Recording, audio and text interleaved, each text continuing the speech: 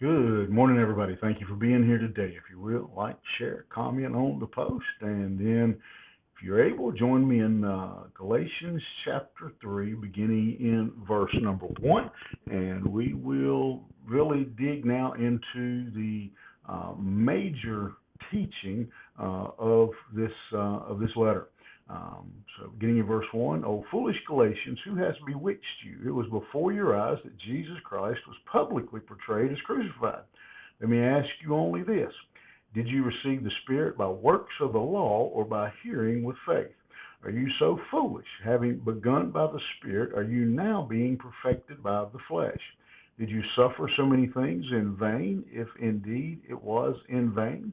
Does he who supplies the Spirit to you and works miracles among you do so by works of the law or by hearing with faith? So, like I said, this begins the real major teaching of the letter, and that is that man is justified, he is saved by faith alone, not by any types of good works. Now, of course, we know that we should do good, we should be good, but even as good as we can be, that does not gain us salvation.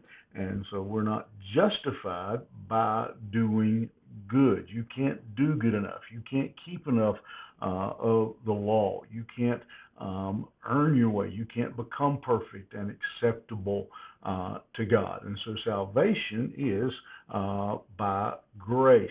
And what has happened here is there have been some important people, some influential people who have come into the church at Galatia, and they had begun to influence the church. They had been put in positions of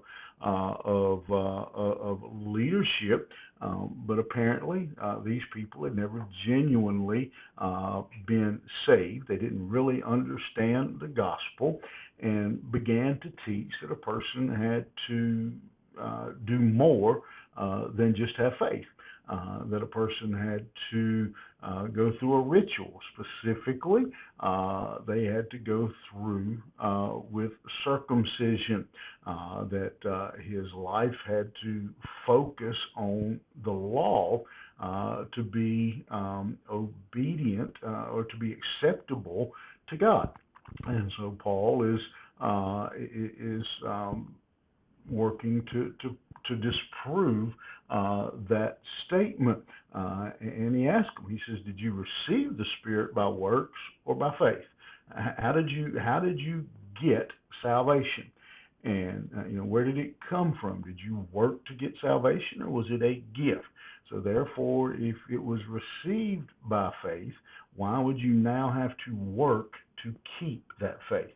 And so that's the question that he asked him. And he asked him, he says, are you that foolish? Can you not answer that question? And and again, foolish here doesn't mean we sometimes we use the word fool to talk about somebody maybe that isn't very very bright. Again, the word fool in the biblical sense means that they're not they're misunderstanding God. They don't think about God. They're just they're being lazy and just taking in what these new teachers are teaching. They're not thinking it through. Again, how did you get salvation? Well, you got salvation by faith. You didn't get it by works. And so why would you again think now that you have to work to keep your salvation? What would make you think that you have to do that? A person grows in their faith. You have been maturing, having begun in the Spirit, he says, and you have begun to walk forward in faith. Why would now you need to do anything by works? Is the question that Paul is just driving home now.